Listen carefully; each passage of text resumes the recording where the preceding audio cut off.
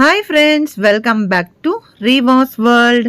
இன்னைக்கு நம்ம ரிவாஸ் வேர்ல்டில் என்ன வீடியோ அப்படின்னு பார்த்தீங்கன்னா, எல்லாருக்கும் பிடிக்கக்கூடிய கார சட்னி தான் நம்ம இன்னைக்கு பார்க்க போகிறோம். ஸோ வாங்க இது எப்படி செய்கிறதுன்னு வீடியோவில் போய் பார்க்கலாம். இப்போ தேங்காய் எடுத்து வச்சுருக்கேன். நல்லா ஒரு பத்த தேங்காய் நல்லா கட் பண்ணிக்கோங்க. 2 வெங்காயம், பூண்டு நிறைய எடுத்துக்கோங்க. அதுக்கப்புறம் தக்காளி ஒரு 3 தக்காளி, காரத்துக்கு ஏற்ப வரமிளகாய் எடுத்திருக்கேன்.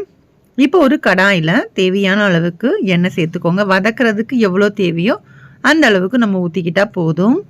ஃபர்ஸ்ட் நம்ம தேங்காவை வறுத்துக்க போகிறோம்.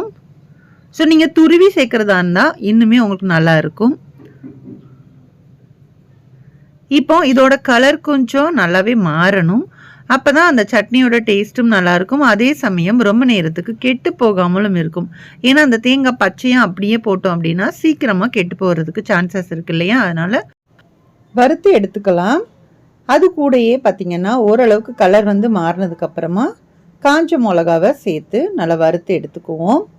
ஸோ இது கூடயே நம்ம வெங்காயம், தக்காளி இதெல்லாம் சேர்க்க வேண்டாம். இதை தனியாக வறுத்துட்டு ஒரு பிளேட்டில் எடுத்து வச்சுக்கலாம். அடுத்து பூண்டை வதக்கிக்கோங்க. பூண்டு பார்த்திங்கன்னா கொஞ்சம் தாராளமாக போட்டோம் அப்படின்னா தான் அந்த கார சட்னி உங்களுக்கு நல்ல ஒரு ஃப்ளேவராக உங்களுக்கு கிடைக்கும். ஸோ உங்களுக்கு டேஸ்ட் ரொம்ப நல்லாயிருக்கும் அந்த மாதிரி பண்ணும்போது. இப்போ வெங்காயத்தையும் சேர்த்துக்கலாம். சப்போஸ் உங்களுக்கு சின்ன வெங்காயம் இருந்துச்சு அப்படின்னா சின்ன வெங்காயம் சேர்த்து நீங்கள் சட்னி அரைச்சி பாருங்கள், அவ்வளோ சூப்பராக இருக்கும். ஸோ இப்போ ரெண்டையும் நல்லா மிக்ஸ் பண்ணி விட்டாச்சு. இப்போ தக்காளியும் சேர்த்துடலாம். தக்காளி எல்லாமே சேர்த்துட்டு நல்லா மிக்ஸ் பண்ணி விடுங்க. இது வதங்கிறதுக்காக கொஞ்சமாக உப்பு சேர்த்துக்கோங்க. உப்பு சேர்த்துட்டு வதக்கும் போது உங்களுக்கு சீக்கிரமாக நல்லா வதங்கி வரும். இப்போ இது கூட ஃப்ரெஷ்ஷான கருவேப்பிலை, அப்புறம் கொஞ்சம் கொத்தமல்லி இலை இருந்தால் சேர்த்துக்கோங்க. ஒரு துண்டு அளவுக்கு இஞ்சியும் சேர்த்துக்கோங்க. இஞ்சி சேர்க்கும் போது இன்னும் நல்லாயிருக்கும். ஸோ எல்லாத்தையும் சேர்த்து நல்லா மிக்ஸ் பண்ணி விட்டுட்டு நல்லா வதங்கி வந்ததுக்கப்புறமா தான் நம்ம ஆற வச்சுட்டு மிக்சியில் சேர்த்து அரைக்கணும். ஸோ நல்லா வதங்குச்சு அப்படின்னா உங்களுக்கு அந்த சட்னியோட டேஸ்ட் ரொம்பவே நல்லாயிருக்கும். இப்போ நான் மிக்சி கப்பில் சேர்த்து அரைச்சிட்டேன். இப்போ தாளிப்பு போட்டுடலாம். ஒரு கடாயில் கொஞ்சமாக எண்ணெய் ஊற்றிருக்கேன். கடுகு, உளுத்தம்பருப்பு சேர்த்துக்கோங்க. இது ரெண்டுமே வெடித்து வர டைமில் கொஞ்சமாக கருவேப்பிலை சேர்த்து நல்லா பொரிஞ்சதுக்கப்புறமா நம்ம அரைச்சி வச்சுருக்கிற சட்னியை சேர்த்து நல்லா ஒரு கொதி விட்டிங்கன்னா போதும். அதிகமாக கொதிக்கணும்னு அவசியம் கூட இல்லை. ஏன்னா ஆல்ரெடி நம்ம வதக்கி தான் வச்சுருக்கோம் இல்லையா?